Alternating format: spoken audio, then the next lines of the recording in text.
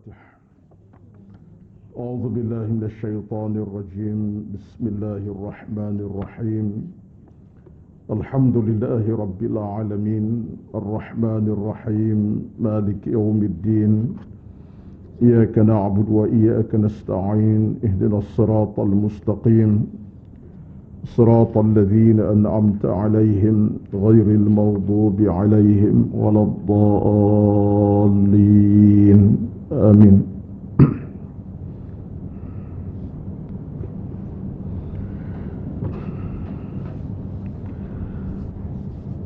السلام عليكم ورحمة الله وبركاته.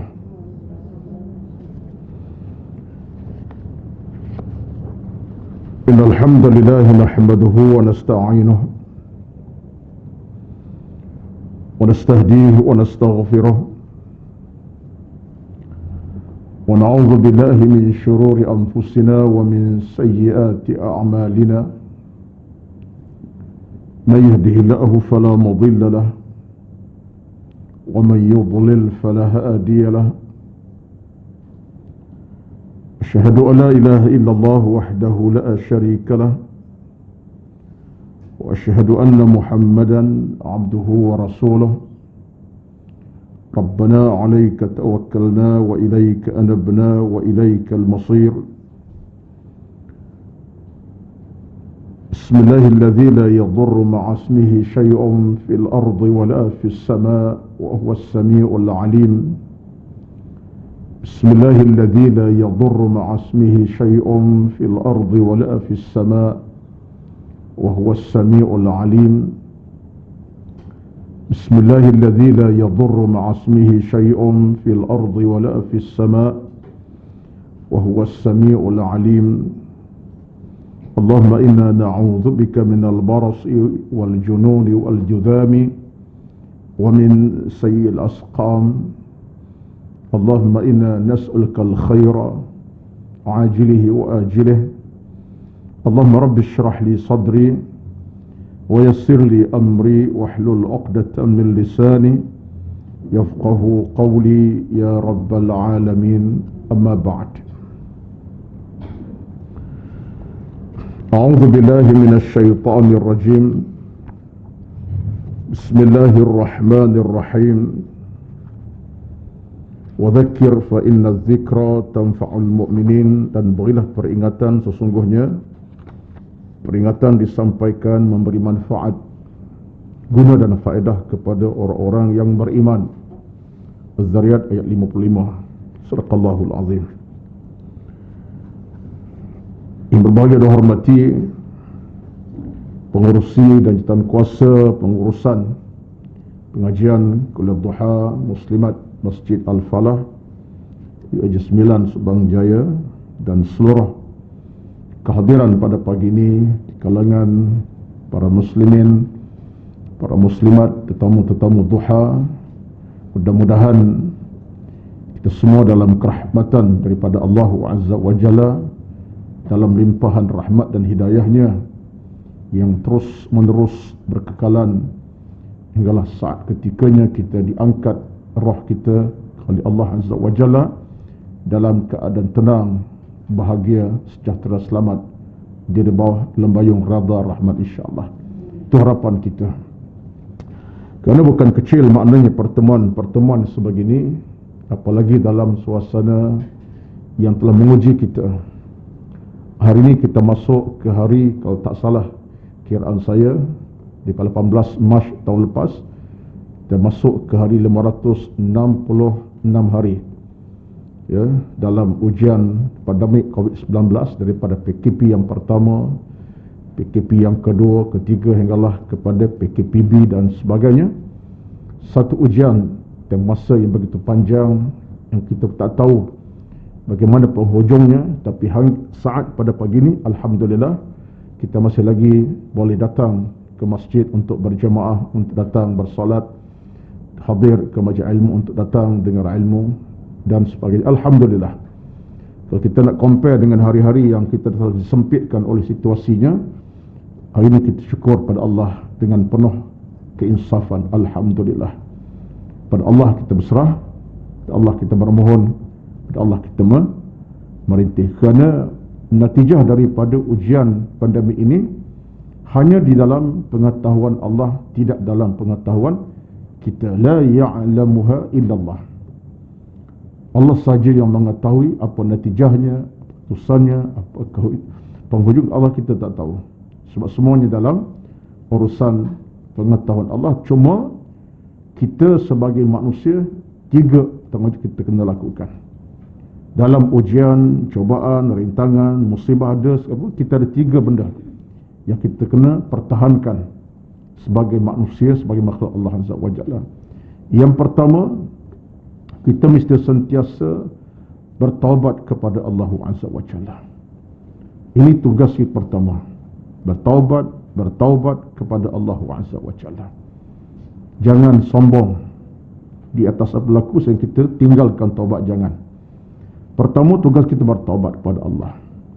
Tugas yang kedua ialah kita sentiasa berdoa kepada Allah Azza wa Jalla. Merintihlah kepada Allah dengan penuh tulus dan mulus, dengan penuh ketulusan, kemulusan, dengan penuh keinsafan. Minta, rintih pada Allah Azza wa Jalla.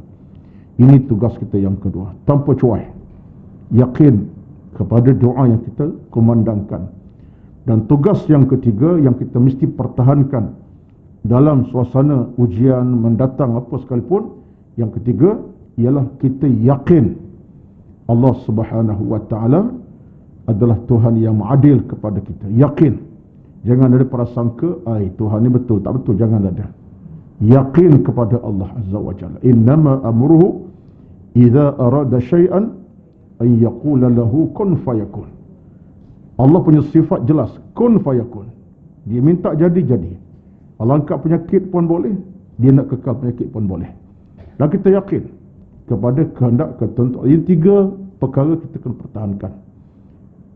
Taubat jangan lupa, doa jangan abaikan, dan yakin kepada apa saja ketentuan yang Allah tentukan kepada kita. Ini 3 akhlak yang kita kena angkat dalam apa saja situasi, cobaan, ujian yang mendatang. Besarlah pandemik COVID-19 yang kita sedang hadapi, dah masuk hari ke-566 pada hari ini. Baik tuan-tuan, puan-puan yang dirahmati Allah sekalian, setelah lama kita bersiaran secara langsung melalui online, hari ini kita kembali bertemu. Situasi pun nampak macam tak ceria lagi lah, ya. Kehadiran pun tak berapa ramai, tapi saya yakin pasti ketika ini Medina Studio mengadakan live, maka ramai para muslimat, para muslimin Al-Falah khasnya sedang bersama, dan saya angkat tangan pada mereka. Ahlan wa sahlan dari jauh, ya, dari luar studio Abdul Balawar Dewan kita pada pagi ini. Bersama kita lah, ya, dalam maksud yang sama, tujuan yang satu yang tidak membeza-bezakan, insya-Allah. Baik. Kita nak sambung perbincangan pada pagi ini pada kitab bacaan kita ini, iaitulah At-Tibyan fi Adabi Hamalatil Quran, adab pembaca Al-Quran. Dan kita masuk ke page yang ke-62 pada pagi ini setelah selesai melalui online. Saya tak pasti berapa kali online daripada berbulan yang lepas, 5-6 bulan yang lalu. Kita dah selesai sampai ke page 61, dan pagi ini page yang ke-62 dalam kitab kita lah. Siapa yang berkitab boleh buka page 62, siapa tak ada kitab, belilah kitab itu. Baik. Galakan bagi pembaca Al-Quran di luar salat untuk menghadap kiblat. Galakan bagi pembaca Al-Quran di luar salat untuk menghadap kiblat. Ini tajuknya. Karena salah satu di antara adab dengan Al-Quranul Karim yang tidak wajib tapi digalakkan ialah membaca Al-Quran menghadap kiblat semampu kita. Ini galakan. Tidaklah bermaksud wajib qat'i nak salat kiblatlah, tapi baca Quran digalakkan sebagai satu penghormatan. Sebab ada setengah ulama, belum saya bacakan apa yang tertera dalam kitab ini, ada setengah kalangan ulama kita, termasuklah seorang tokoh yang mungkin jarang kita dengar tentangnya, iaitu Al-Imam Al-Baihaqi. Jarang kita dengar tu, tapi seorang tokoh dalam bidang hadis, Imam Al-Baihaqi. Ada catatan daripada beliau. Saya terbaca ini dah lama, masa belajar lagi, dah puluh tahun lah, tapi masih ingat, sikit sebanyak masih ingat.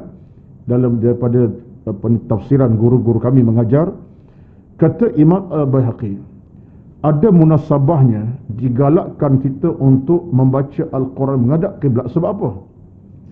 Sebab dia kata kalaulah solat kita hadap kiblat, solat menghadap Allah dalam bacaan Fatihah, maka mengapa tidak kita baca Quran pun menghadap Allah dalam keadaan berkiblat, walaupun baca Quran dalam waktu di luar solat menghadap ke. Sebab apa? Sebab kata Al-Baihaqi, kita menghormati dalam menghadap Allah melalui kiblatnya. Sebab solat itu ke kiblat, kita baca Fatihah kiblat, jadi luar solat pun adalah lebih baik. Tetapi ini bukan satu kewajipan yang qat'i. Cuma kalau ada ruang, macam kita di rumah masing-masing, ke mana kita bersolat ke kiblat, kalau kita baca Quran, wajar ketika mana kita mampu untuk. Tapi kalau tak, kita ruang, katalah tak ada ruang yang terbuka, atas kursi itulah kita duduk sofa, tak ada masalah. Tetapi yang pentinglah kalau ada ruang, digalakkan. Cuma dalam perbincangan ini tak difokuskan secara detail, cuma dibawa secara umum oleh Al-Imam Nawawi rahmatullahi alaihi. Hal ini, kata beliau, terdapat dalam sebuah hadis Nabi sallallahu alaihi wasallam yang disebutkan daripada Ibnu Umar, iaitu Abdullah bin Umar, dalam riwayat Imam At-Tabrani dalam kitab Al-Mu'jam Al-Awsat. Al-Mu'jam Al-Awsat kitablah, di mana riwayat itu menyatakan bahawa daripada Ibnu Umar. Ibnu Umar ni siapa?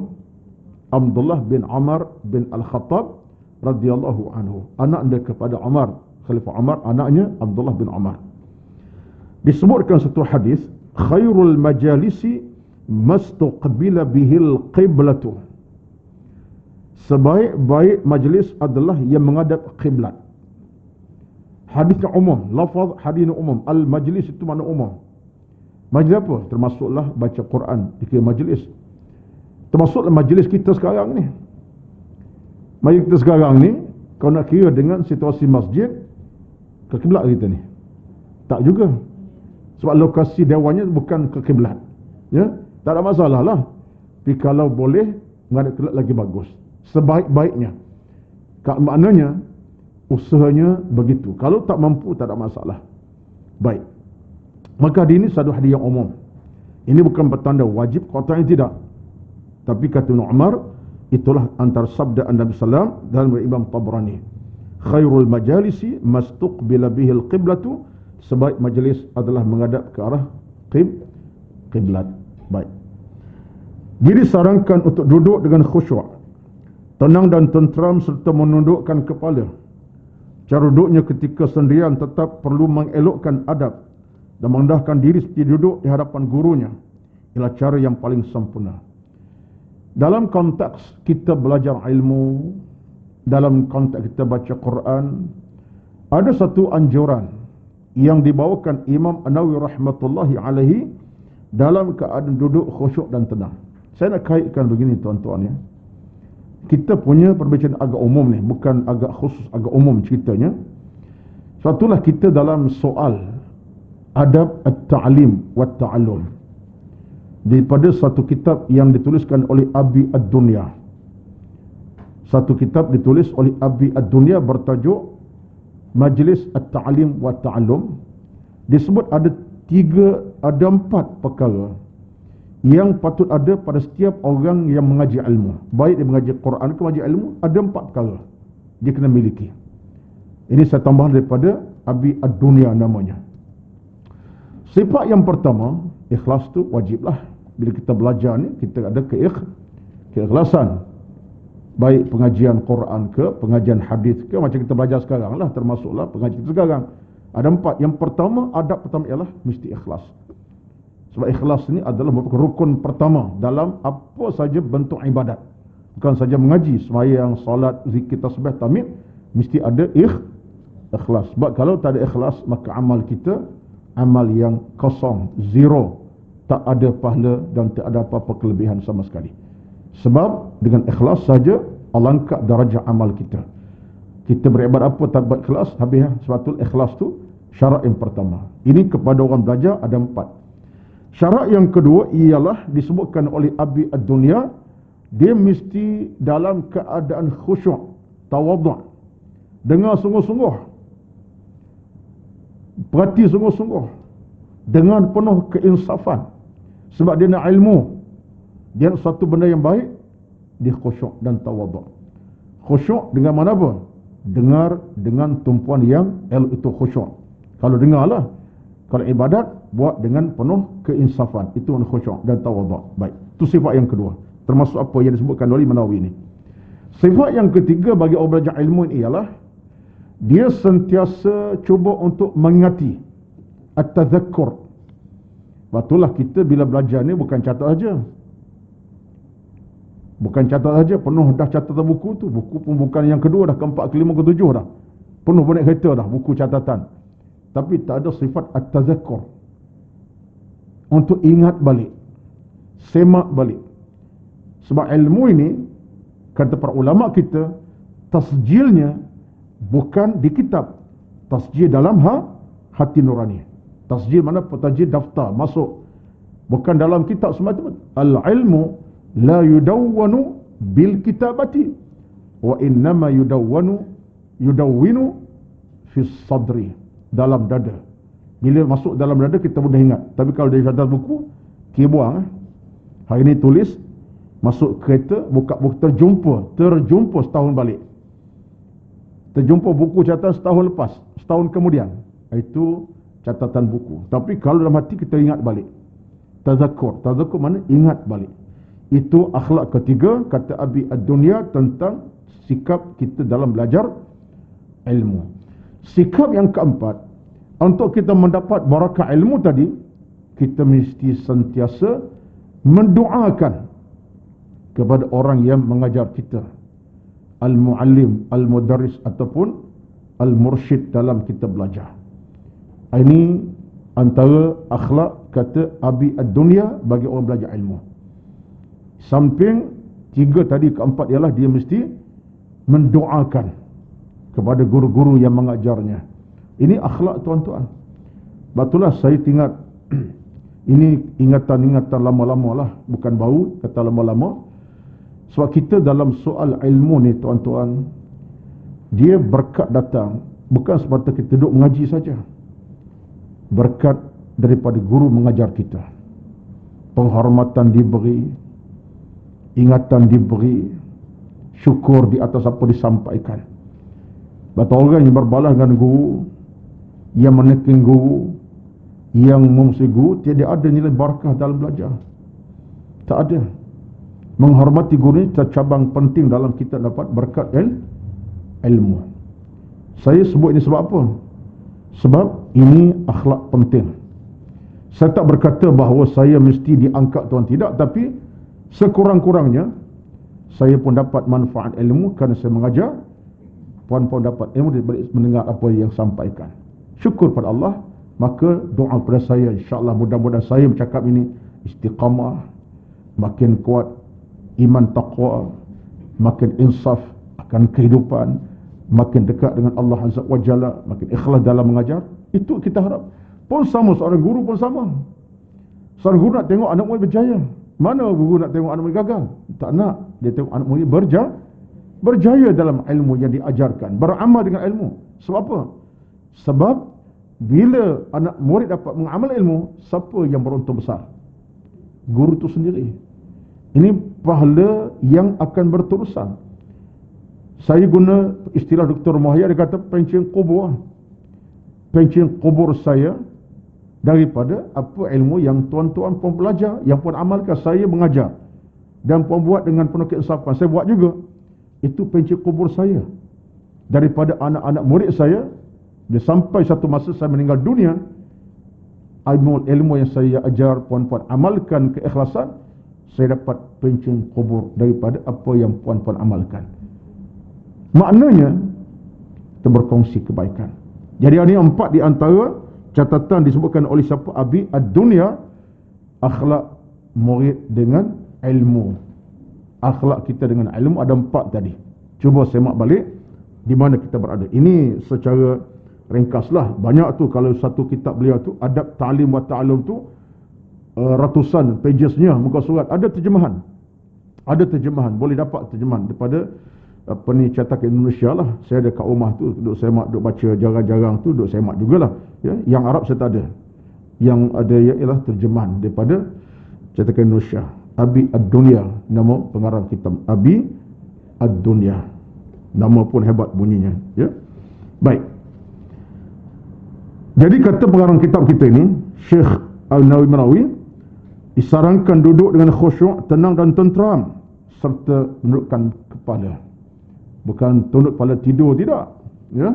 Maksudnya khusyuklah, bukan tunduk sampai tak bangkit terus, tidak. Maknanya khusyuknya sampai tahap dia berseronok dengan apa yang disampaikan gurunya.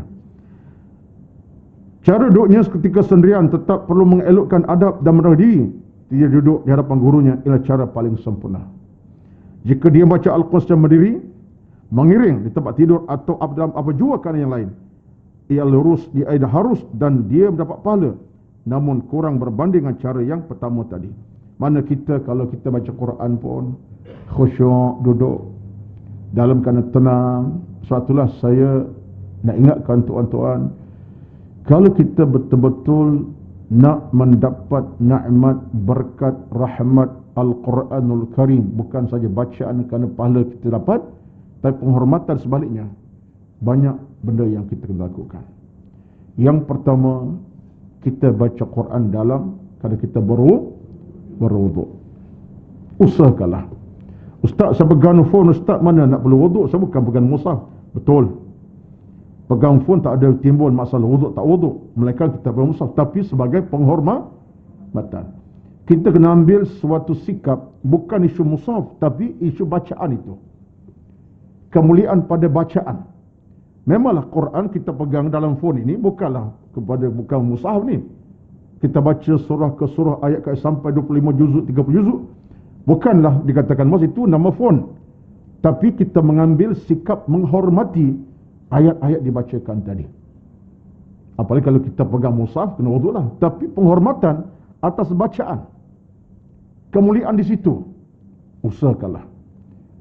Tak mampu, tak berdosa.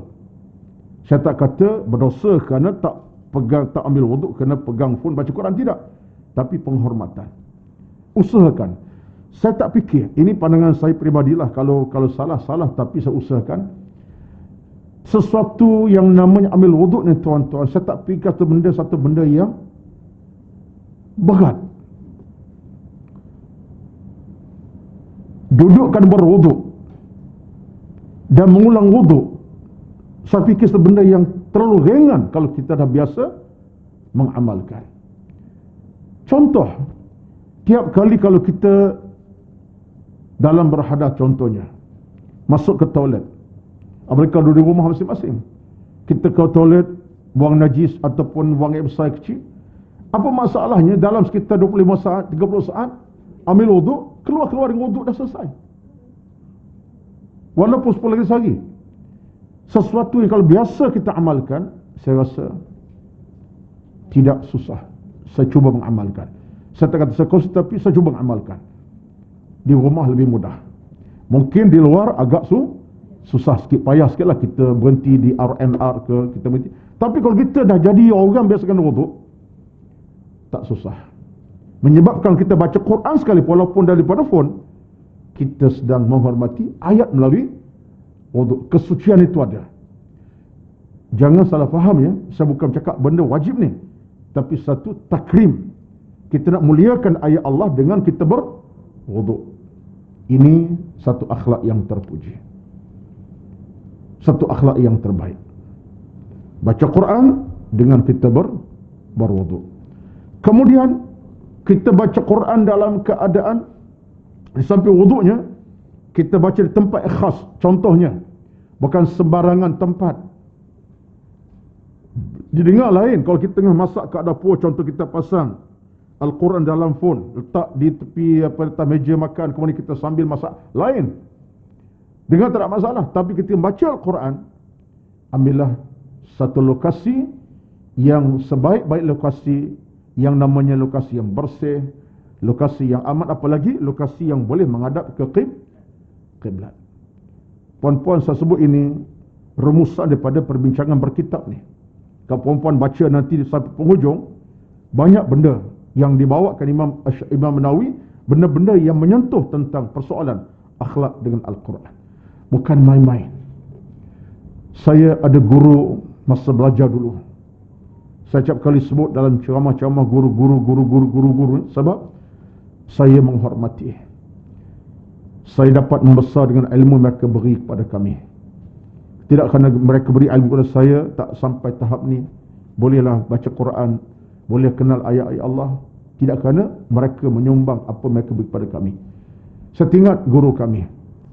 Sebab setiap kali, mungkin cerita ni saya dah ulang, aku tak tahu, tapi saya dah sebut tempat. Guru kami dulu seorang yang fasih Al-Quran. Fasih Al-Quran. Tak faham macam mana. Mata buta. Dia bukan total buta, tapi mata tu dah rosak ketika usia tertentu, dan pakai spek pun setebal mungkin dalam 1000-2000, 1000 lebih powernya, masa tebal sungguh. Kalau ke kelas, kami yang bawa pimpin ke kelas. Daripada bilik bilik lecturer, bilik dia sebagai lecturer, bawa pimpin. Hilang tongkat, tak boleh bergerak dia. Tapi orang yang Allah beri rezeki, walau hilang tongkat pun jumpa jalan, sebab hatinya hidup, walau matanya tak nampak. Tapi kami herit. Dia orang Mesir, hafal Quran, umur 8 tahun dah hafal Quran. Dan dia seorang tokoh dalam bidang tafsir. Dr. Ahmad Sa'ad namanya, almarhum, dah meninggal. Tuan-tuan sekalian, kami masih ingat lagi kata-kata beliau dalam kelas, terkesan amat sangat sampai hari ini. Saya takkan lupa kata-katanya. Dia kata apa? Dia kata Quran itu kalamullah. Kalam Allah Azza wa Jalla. Kalam Allah. Kamu tak nampak Allah. Memang kamu tak akan nampak Allah. Sekarang lah. Di pada masyar, insyaAllah. Kamu tak nampak, tapi kau nampak Al-Quran. Ya, ayat sekian, surah sekian, ayat sekian daripada surah ke surah. Nampak. Secara mata kasar. Nampak. Dah boleh baca. Kata dia kepada kami, kalau kamu boleh muliakan Al-Quran dengan kemuliaan yang mutlak, pasti Allah tidak akan mengecewakan kamu sama sekali. Kamu tak nampak dia, tapi kamu nampak ayat-ayat Allah Azza wa Jalla. Kata guru kami, hormatilah bacaan Al-Quran kamu. Quran kau pegang itu dengan wuduk yang sempurna, dengan keadaan yang paling sempurna. Terlalu besar peringatan beliau kepada kami. Hingga satu hari dalam kelas ini, cerita tuan-tuan, pengalaman ni 1985-86 gitulah, 45 tahun yang lepas, ya, 45. Kalau 86 berapa dah? 36 lah. 35 tahun yang lepas. 86, 35 tahun lepas. Sehingga pernah satu hari kelas Al-Quran tafsir lah.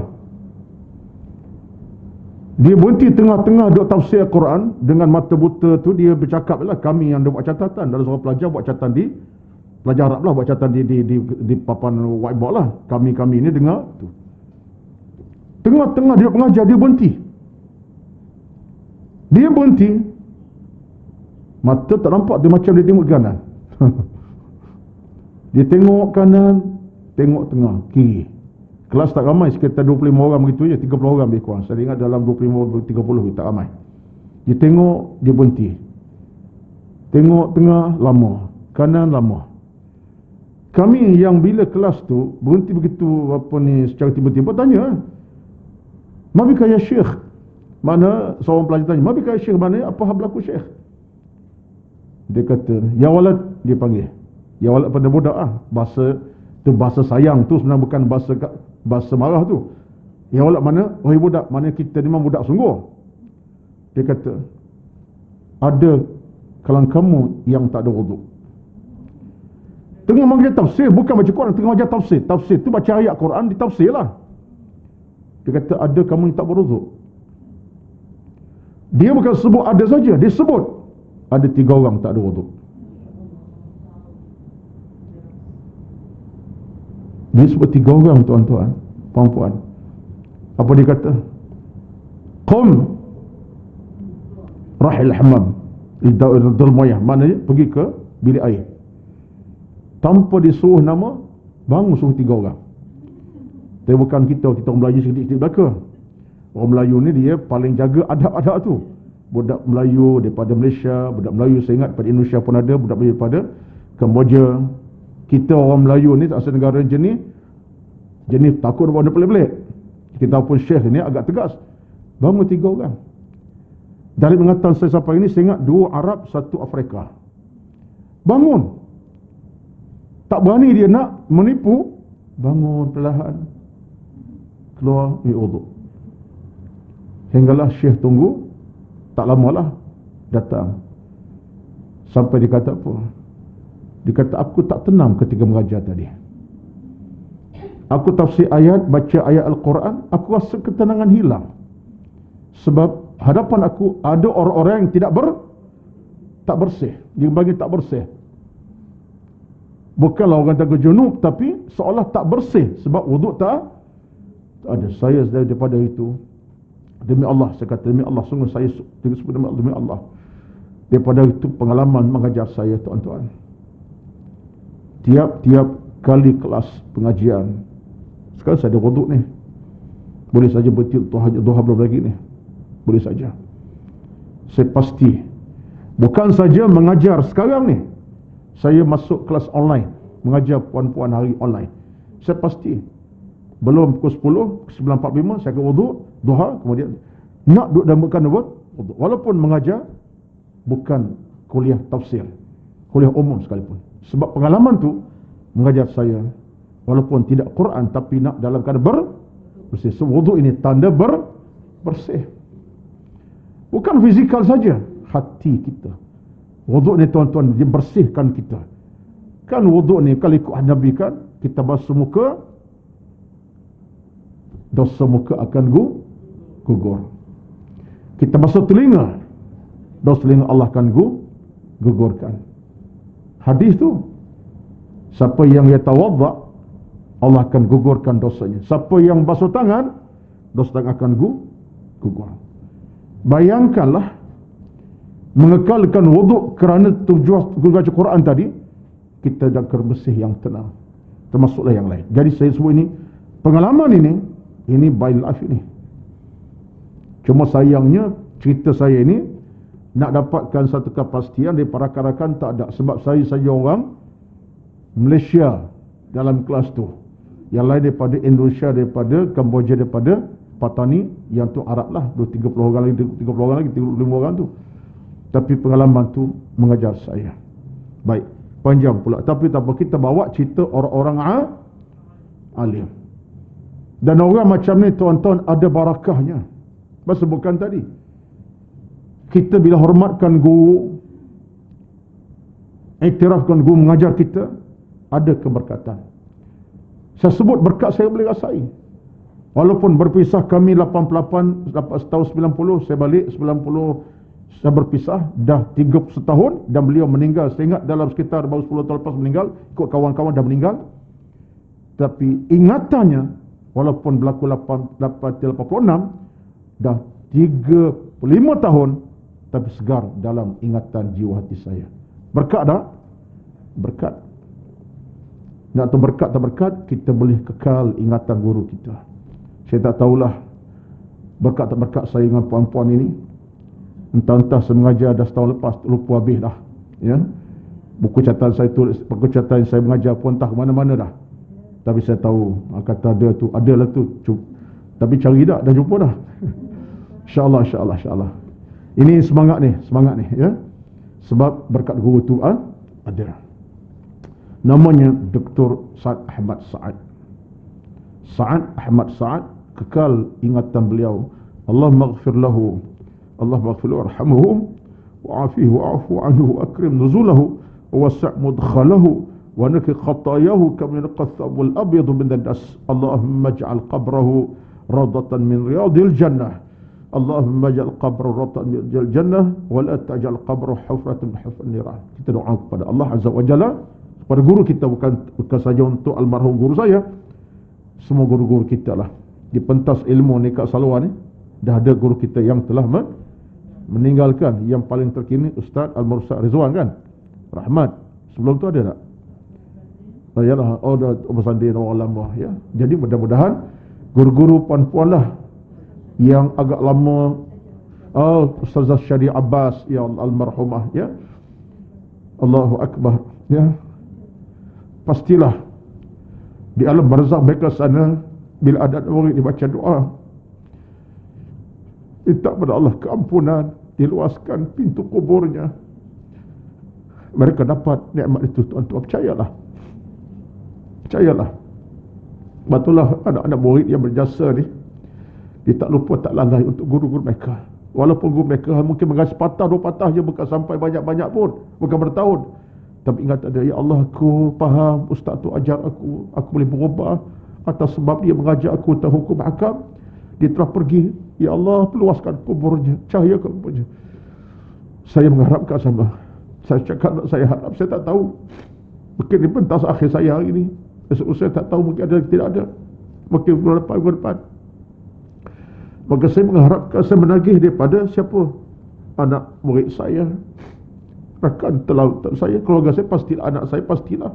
Tapi di luar sana, anak murid saya di mana-mana, tolonglah saya di alam barzakh saya. Saya mungkin balik kepada Allah dengan dosa, ada dosa, bukan ada dosa, tapi dengan berkat doa-doa semua, Allah lapangkan kuburan saya, kerana ilmu yang saya beri walaupun sikit, ada cahaya buat saya di alam sana. Minta maaf, bukan nak menangis tuan-tuan. Jadi kita ingat benda-benda macam ni. Ini bukan benda kecil dalam hidup kita. Ini satu benda yang begitu berharga sebenarnya. Kerana dalam hidup perjuangan kita untuk dapat redha Allah ni, kadang-kadang bukan kerana kita dan amal kita, kerana doa orang lain kepada kita. Di samping amal kita satu hal, tapi kerana orang doa kepada kita, orang doa kebaikan, orang buat kebaikan untuk kita atas nama kita, itu satu rezeki. Saya sebut sini sebab inilah pengalaman kita dalam soal ilmu dan apa kita nak capai di alam sana nanti. Termasuklah mak ayah kita yang paling utama sekali, khasnya ibu ayah kita lah. Kerana kebaikan si anak yang saleh kepada Allah Azza wa Jalla tidak mengecewakan ibu ayah di alam barzakh masing-masing. Baik, Allahu Akbar. Firman Allah Subhanahu wa ta'ala, Inna fi khalqis samawati wal ardi wa ikhtilafil laili wan nahari la ayatin. Ini antara ayat yang dibawa sekadar untuk menyatakan bagaimana kewajipan kita untuk bersama Allah dalam suasana tidur, bangun, duduk, ingat pada Allah Azza wa Jalla. Inna fi khalqis samawati wal ardi wa ikhtilafil laili wan nahar la ayatin liulil albab alladhina yadhkuruna Allah qiyaman wa qu'udan wa ala junubihim wa yatafakkaruna fi khalqis samawati wal ardi. Al-Imran 101. Ayatnya berbunyi, bermaksud sesungguhnya pada kerjaan langit dan bumi, pada pertukaran malam dan siang, ada tanda-tanda kekuasaan, kebijaksanaan dan keluasan rahmat Allah bagi orang-orang yang berakal, iaitu orang-orang menyebut dan ingat pada Allah semasa mereka berdiri, duduk dan semasa mereka berbaring, sampai akhir terjemahan. Saya ambil nasnya. Ayat ini dia bercakap tentang zikir. Duduklah berzikir kepada Allah ketika baring, duduk, bangun, berjalan, ingat pada Allah Azza wa Jalla. Ada kalangan ulama kita menyatakan bahawa zikir di sini bukan sekadar subhanallah, alhamdulillah, tapi maksud zikir adalah baca Quran. Dengan maksud yadhkurunallah bitilawatil Quran. Baca Quran dalam keadaan duduk ke, bangun ke baringnya, tanpa kita cuai untuk berada dalam keadaan macam tadilah. Tengah baring pun kita baca Quran, bersih kita punya hati, fizikal kita. Hatta tengah berjalan sekalipun, tengah driving kereta sekalipun. Jadi ayat ini kata ulama bukan sekadar yazkurun dengan zikir tasbih tahmid, maksudlah baca Quran dalam keadaan sempurna. Baik. Sabit di situ terjemah itu sebenarnya tetap, dia bukan sabit bulan sabit itu. Sabit itu maksudnya tetap. Dinyatakan dalam sebuah hadis dari kitab As-Sahih daripada Aisyah radhiyallahu anha pada Bukhari Muslim, kana Rasulullah sallallahu alaihi wasallam yattaki'u fi hijri wa ana haidun fayaqra'ul Qur'ana. Kata Aisyah radhiyallahu tentang Nabi ni, cerita tentang baginda Nabi sallallahu dengan sabda, dengan katanya, kana Rasulullah sallallahu alaihi wasallam yattaqi'u fi hajri wa ana haidun fayaqra'ul Qur'ana. Sesungguhnya Nabi bersandar ke pangkuanku ketika aku datang haid, lalu baginda membaca Al-Quranul Karim. Hadis ini ada serampang banyak mata ni, bukan satu mata saja. Nak menunjuk kepada kita bahawa yang pertama, hadis ini menjelaskan Nabi baca Quran semua keadaan. Sambar Nabi atas tikar sejadah, dia baca Al-Quran. Nabi dalam perjalanan, dia baca Quran. Nabi atas unta yang ditunggang, dia baca Quran. Termasuklah ketika bersama dengan Aisyah bersandar pun dibaca Quran. Ini menunjuk kepada kita Quran baca di mana-mana tak salah. Yang kedua, hadis menunjuk kepada kita, menunjuk kepada kita betapa orang yang haid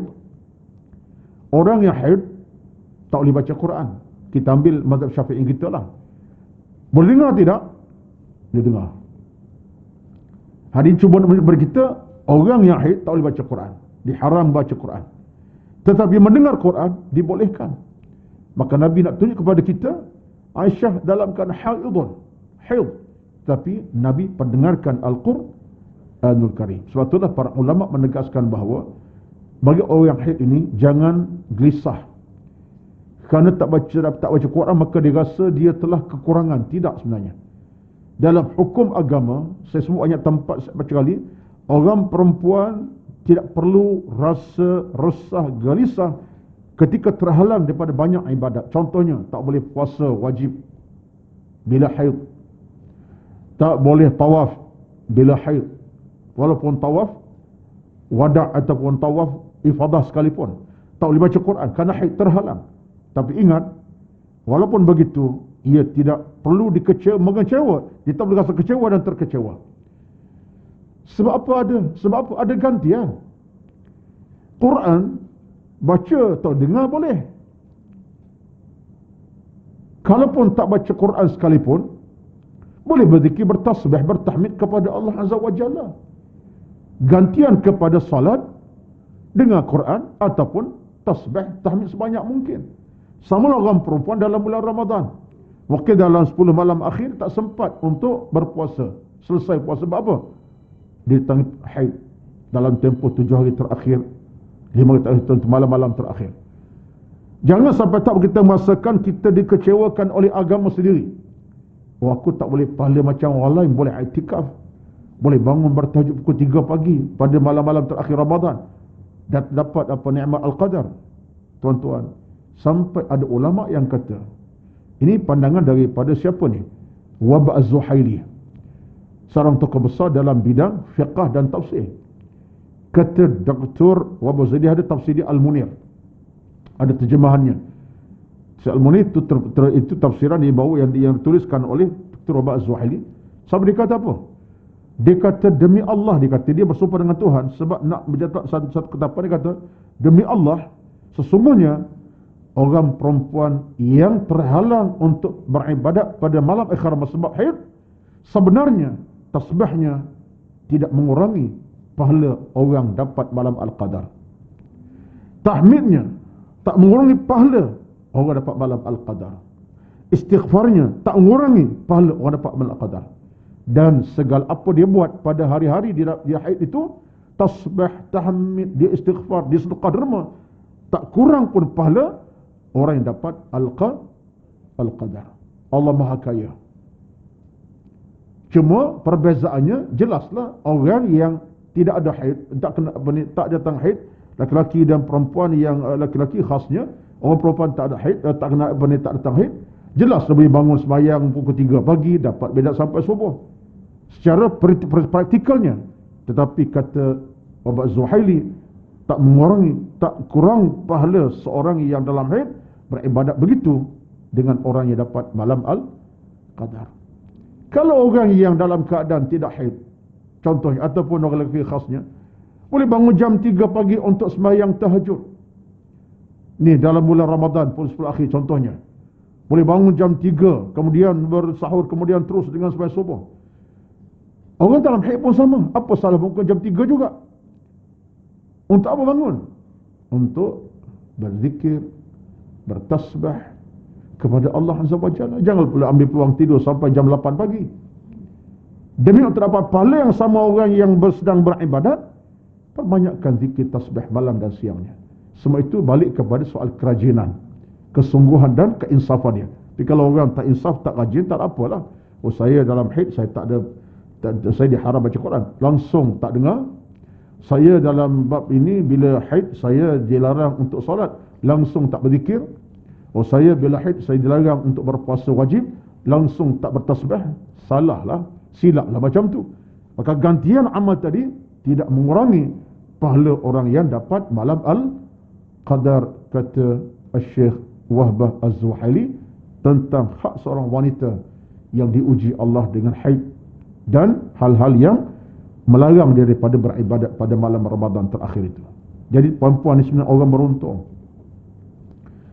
Saya sebut ke mana-mana, orang perempuan ni makhluk yang paling beruntung sebenarnya. Dalam kelemahan ada kekuatan, dalam kurangan ada kelebihan yang tak ada pada orang lain, terhadap pada orang lelaki. Sebab itulah kita kena menghargai nikmat sebagai seorang perempuan yang letak kita tempat yang tinggi hakikat. Macam kita tak nampak sebab kita tak belajar. Orang belajar nampaklah perempuan. Tapi kalau tak belajar ilmu, tak datang kuliah duha, tak mengaji, tak datang dengan ceramah, tak nampak nampak apa? Dia nampak benda lain. Rehat, sungguh-sungguh rehat, sampai tahap rehat daripada beribadat, tak kira bila-bila masa rehat memanjang, sampai tahap tengah dalam keadaan sihat, tak haid pun, semayang pun tidak. Ini satu kerugian yang besar yang tak untuk berlaku baik. Itu yang kedua. Nabi nak cerita orang perempuan boleh dengar Quran ketika dalam haid. Yang ketiga, dia pun nak cerita tuan-tuan, nak cerita bahawa Nabi SAW, ini hadis ni nak cerita bagian ketiga ni, bagaimana Nabi SAW baca Quran bersandar pada Aisyah radhiyallahu anha. Nabi dalam keadaan berwuduk. Nabi berwuduk, nak baca Quran, Nabi wuduk. Nabi bersandar pada Aisyah radhiyallahu anha. Dan kata ulama, bersandar itu maksudnya dalam keadaan berlapik, bukan bersentuh kulit. Maka nak cerita bahawa Nabi mengekalkan wuduk dalam keadaan baca Quran. Aisyah dengar Quran dibaca dan Quran diperdengar kepada Aisyah radhiyallahu anha.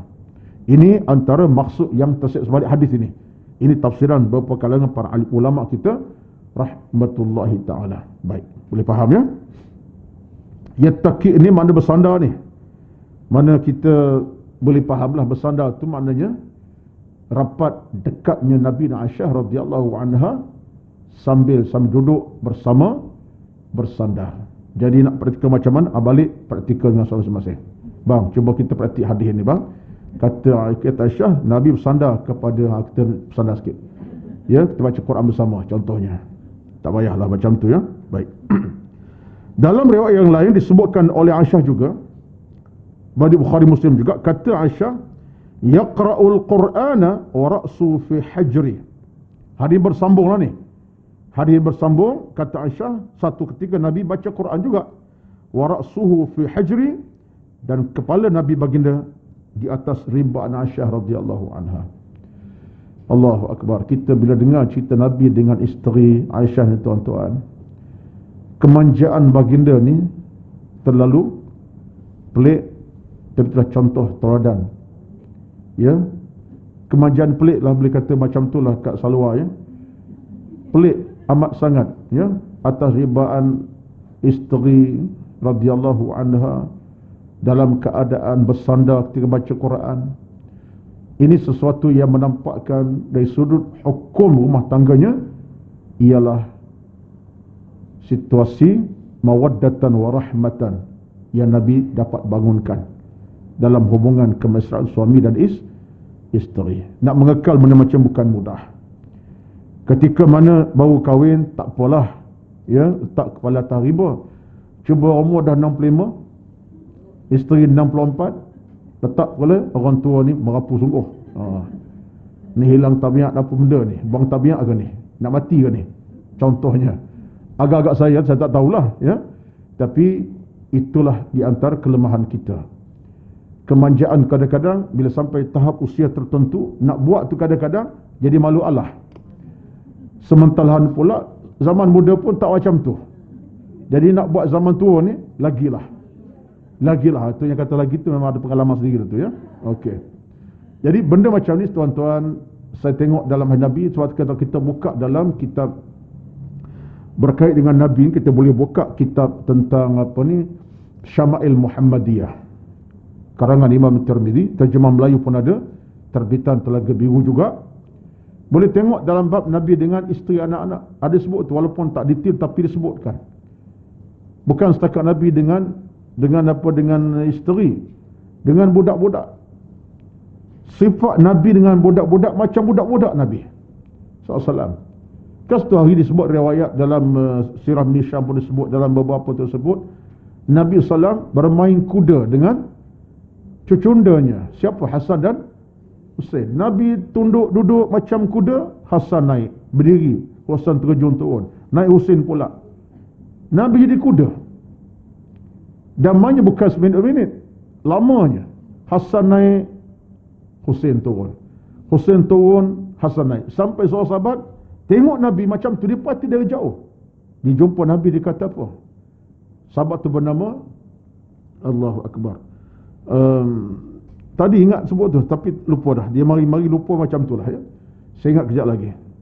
Sahabat tu jumpa Nabi, kata apa? Ya Rasulullah, li ashratum minal aulad, aku 10 anak ada, 10 anak. Aku tak pernah macam ni, aku tak pernah buat macam ni. Tak pernah aku ni kuda kepada anakku, dia naik, seorang turun. Siapa macam kau buat macam saya ni? Lalu kata Nabi kepada sahabat yang berkata itu, dia kata apa? Kata Nabi, man la yarham la yurham. Siapa yang tidak menghormati, dia tak akan dihormati. Siapa yang tak ada perasaan cinta sayang, dia tak akan disayangi. Jawab Nabi dengan tegas, man la yarham la yurham. Siapa yang tak ada cinta sayang, dia tak akan disayangi. Siapa yang tak hormati, dia tak akan dihormati. Tengok tuan-tuan, sampai sahabat tadi pun bila dia tengok Nabi, dia kata, ya Rasulullah, kau ni pelik sungguh. Engkau boleh jadi budak lebih daripada Hasan Husain, engkau lebih, satu ketika engkau lebih hebat daripada kami dalam banyak keadaan. Maknanya Nabi pada masa perang, kebengisan Nabi jelas, bukan bengis, kegarangan Nabi tu jelas. Ketika bersama cucu, macam budak, macam Hasan Husain. Jadi di antara tak jadi tuan-tuan, saya ada cucu juga 3-4 orang ya. Yang terkini cucu keempat dah Kak Salwa ya, Aqra' bin Habis. Terima kasih Kak Salwa. Itu pantai ilmu yang ada pada Kak Salwa tu ya, catatan ada. Al-Aqra' bin Habis radhiyallahu anhu. Al-Aqra' bin Habis, itulah orangnya. Dia kata apa? Li asyad, lalu aku 10 anak Rasulullah, maqabbal tu ada, aku tak pernah cium mereka, tak pernah buat macam kau buat Rasulullah. Kata Nabi, ma la yarham la yurham. Siapa yang tak dikasih, tak mengasihi, tak akan dikasih. Siapa yang tak hormat, tak akan dihormati. Baik, payah saya sebut tadi cucu ya, payah nak main, nak jadi macam budak tak edi ya, main sekadar pegang dukul letak habis, kemudian tinggal pergi duk baca buku ya. Tak jadi level tu, nak turun tak boleh. Apabila isteri boleh, dia lain sikit ya, sekian dimaklumkan. Okay. Baik tuan-tuan sekalian, dalam hadis yang lain kata Abu Musa al-Asy'ari radhiyallahu anhu, diriwayatkan daripada Abu Musa al-Asy'ari, ini sahabat Nabi juga ni. Abu Musa al-Asy'ari tuan seorang tokoh yang hebat. Dari riwayat dia di antara orang afsahul lisan, orang paling fasih dalam pengucapan. Abu Musa al-Asy'ari antara sahabat yang fasih dalam pengucapan, maknanya orang yang bijak dalam berkata-kata. Kalau dia bercakap, orang akan dengar, orang akan amati, dan orang akan diam. Itu kehebatan dia. Fasih dalam bicara, seolah dia sebagai seorang yang cukup dikenali. Bila sebut nama dia, orang akan kata dia orang yang paling bijak bercakap. Ada auranya di sebalik itu. Kata beliau, satu ketika bila berlaku peristiwa pertelingkahan, ya kita sebut bukan perbalahan lah, suatu isu antara Ali dengan siapa? Dengan Muawiyah bin Abi Sufyan kan. Penghujung Khalifah Ali itu ada sedikit lah, ya ada benda berlaku sikit antara Ali dengan Abu Sufyan, dengan Muawiyah, bukan Abu Sufyan, Muawiyah bin Abu Sufyan. Maka Musa mewakili Sayyidina Ali bin Abi Talib radhiyallahu anhu. Ceritanya panjang lah, dan dia diangkat sebagai duta khas kepada Sayyidina Ali untuk bertemu dengan wakil bagi pihak Muawiyah. Panjang cerita, tapi ini namanya Abu Musa al-Asy'ari radhiyallahu anhu, seorang yang afsah, yang paling fasih. Dia sebut, dia kata apa? Dia juga perawi hadis Nabi. Dia kata, inni aqra'ul Qur'ana fi salati wa aqra'u ala firashi. Dia cuba mengambil sunnah Nabi. Dia kata apa? Aku baca Quran dalam salat, aku juga baca Quran tempat tidur. Dia nak cerita tentang dia ikut apa Nabi ajar. Baca Quran dalam keadaan bersalat, pasti berwuduk. Aku juga baca ketika aku nak tidur di atas firashi. Firashi ni mana tempat tidur. Firashi ni kalau terjemah bahasa Melayu ialah macam tilam lah. Firashi itu makna tilam. Atas tilam aku pun aku baca Quran. Dengan makna aku tengok Quran dan aku baca keadaan aku macam solat juga. Kalau aku solat, aku berwuduk. Ketika aku datang di atas firash tilam pun aku berwuduk baca Quran. Ini merupakan satu benda yang saya cuba nak ambil. Saya cuba semak cerita ini. Betullah kita dalam kita nak tidur malam, ini akhlak nak tidur. Kita dah mungkin masa terakhir sekarang, kita akhlak nak tidur tuan-tuan. Bukan tu tidur je. Sangat-sangat kita digalakkan untuk tidur. Kita kadang kita berwuduk. Sangat digalak kita dah nak tidur, kita baca Quran. Paling tidak 3 qul, paling kurang 3 qul itulah, qul wallahu ahad, qul a'udzu birabbin nas, termasuk qul a'udzu falaq. Selesaikan.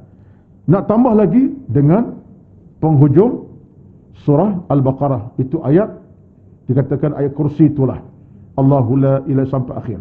Nak tambah lagi dengan bacaan doa nak tidur tadi, iaitulah Allahumma bismika Allahumma wa mati. Sekurang-kurang kita jaga yang ni. Bermula dengan wuduk. Suatulah kita nak sangat bila kita jaga bab ini tuan-tuan. Tiap-tiap malam nak tidur, dalam 20 saat ambil wuduk, pergi ke tempat tilam kita tidur, kita keadaan kita bersih. Soal bersentuh suami isteri itu biasalah. Soal batal 3 minit kemudian, ya, ambil wuduk pukul 9, pukul 10.30, pergi dekat suami isteri di atas tilam yang sama, tak ada 2 minit. Tak payah nak kecewa lah, bang saya wuduk, saya nak tahan sampai pukul 3 pagi. Tidur katil lain lah, jawab berbilai lah. Tapi bermaksud, yang penting bukan soal batal tu, tapi soalnya kita mula dengan wuduk. Itulah keberkatannya. Apalagi kita baca Quran kerana kita berwuduk. Benda macam ni, saya mengambil pedoman daripada cerita daripada Musa. Kata para ulama kita, mengekali benda macam ni nampak simple, tapi tidak. Sebab dia merupakan pintu keberkatan. Sebab ada di kalangan ulama-ulama kita yang silam. Saya tak ingat bacaan saya, lama sangat ni masa belajar lagi. Tak silap saya daripada Al-Imam Al-Mawardi ke, tak silap saya. Dia kata apa? Biasanya orang yang tidur dalam berwuduk, kalau dia mimpi, dia tak mimpi benda yang pelik-pelik. Biasanya orang tidur kerana berwuduk, dia tak akan mimpi dan mengigau yang pelik-pelik. Ada kawalan di situ. Sebab syaitan tak boleh masuk ke dalam hati orang yang kering, sentiasa basah wuduk dengan Allah Azza wa Jalla.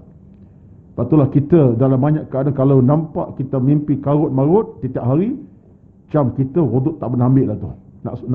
Nak tidur lah, bukan sembahyang kita wuduk. Cuba. Kalau bermimpi juga karut-marut, jangan seruduk, salahkan kita lah, kita ada masalah juga. Biasa kata ulama, Al-Imam Wardi tak silap saya, dia kata macam tu. Biasa orang kalau wuduk nak tidur, Allah tak akan berikan sesuatu yang karut-marut. Kena kalau jengking, sengat, tambah keadaan macam-macam pelik-pelik, tak ada. Sebab gangguan tidur tak mudah berlaku bagi orang yang tidur atas nama Allah Azza wa Jalla. Bukan hujah ni hujah yang pasti mesti tidak, tapi kata para ulama biasa macam tu. So, kita bermula dengan nama Allah nak tidur. Jadi mana mungkin datang mimpi yang karut-marut, insya-Allah Allah pelihara kita daripada gangguan syaitan dan seumpamanya. Baik. Lepas orang yang diuji Allah dengan ini saya sebut sikitlah ya, penghujung ini. Orang yang diuji Allah dengan benda-benda yang benda sifat karut-marut. Ada orang kadang-kadang diuji Allah dengan apa? Dengan sihir, macam-macam, tidur, kadang-kadang mimpi dengan ketemu ular yang besar, dengan buaya, dengan biawak, dengan benda-benda yang pelik-pelik, binatang ganas sekarang. Sebab di atas dasar dia kena kena ujian melalui macam-macam. Digalakkan sangat-sangat, ini bacaan saya bukan dalam bidang Islam, saya tidak tahu. Bacaan saya selama ini ialah digalakkan orang-orang yang sentiasa diuji Allah dengan mimpi pelik-pelik ni, jangan tidur melainkan tidur kerana berwuduk. Sebab mimpi yang pelik-pelik sampai dibelikkan ular, kemudian ditelan ular, kemudian tengok benda-benda yang menakutkan dengan mengigau, kita biasa tak jaga wuduk. Ini akhlak dalam nak tidur. Ada akhlak juga nak tidur, tuan-tuan. Jangan terus. Dan kalau kita tersedar jam 3 pagi, belum subuh contohnya, kita nak bangun awal, ceritalah, tak bangun lagi, sekadar kita ke toilet, nak tidur balik, ambil wuduk semula. Minta maaf saya sebut penghujungnya. Orang bersama isteri, hubungan suami isteri, disunatkan kita selesai bersama isteri, belum tidur, untuk kita berwuduk. Cara agama susun itu Nabi sebut, itu bukan saya sebut, Nabi sebut. Orang bersama isteri, selesai semua sekali, nak tidur dah sekian, wuduk diambil. Padahal bukan nak semayang apa, tapi tanda sebagai satu kesucian dia.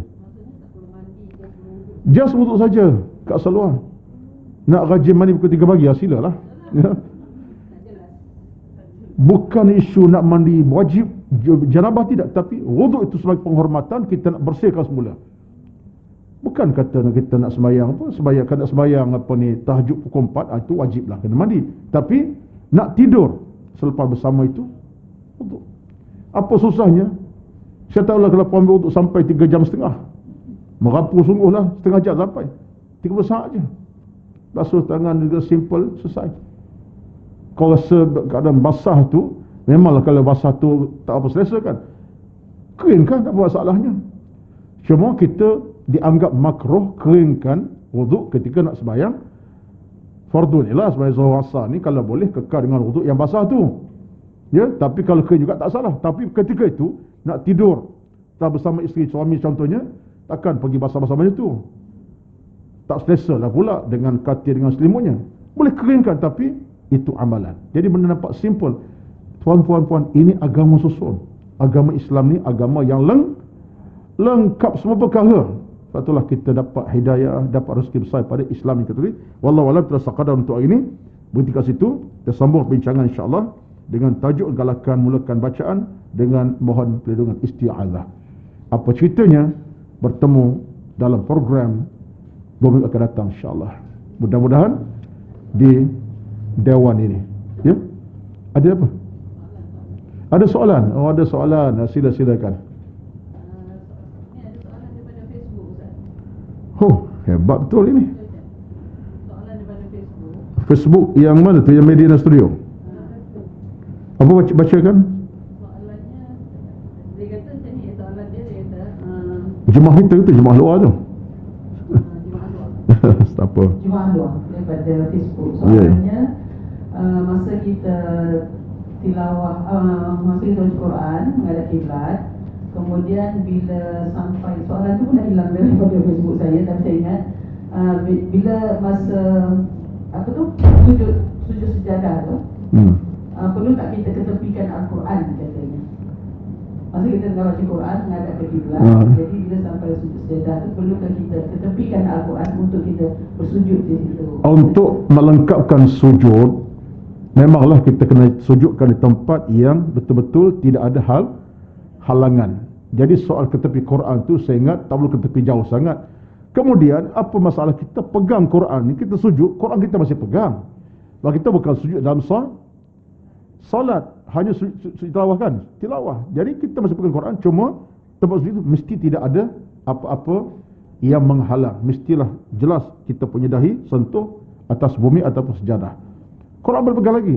Soal nak letak Quran kita itu lain, bolehlah, tak masalah. Jadi tak menghalang.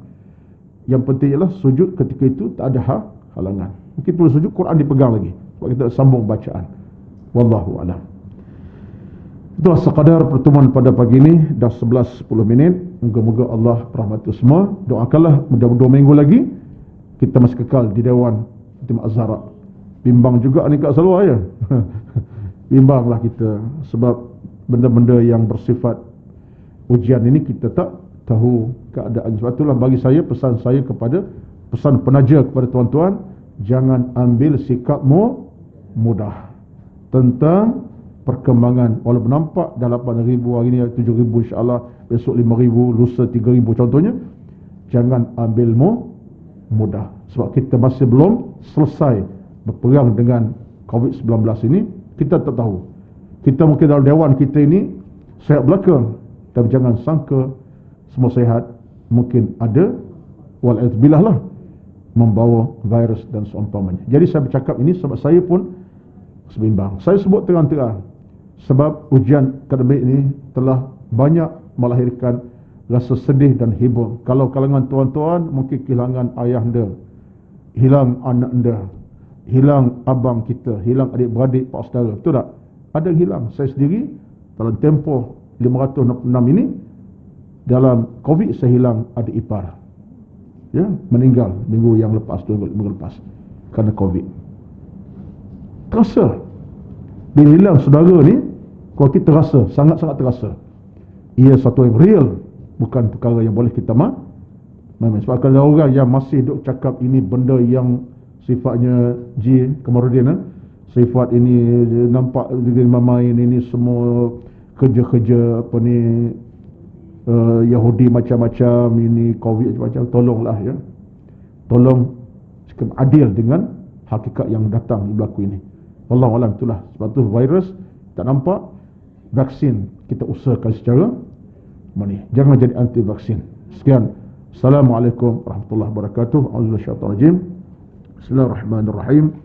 Alhamdulillah Rabbil Alamin. Wassalatu wassalamu ala Sayyidina Muhammad wa ala alihi wa ashabihi ajma'in. Allahumma inna nas'aluka ridha'aka wal jannah wa na'udzubika min sakhatika wan nar. Allahumma innaka afuwun karimun tuhibbul afwa fa'fu 'anna.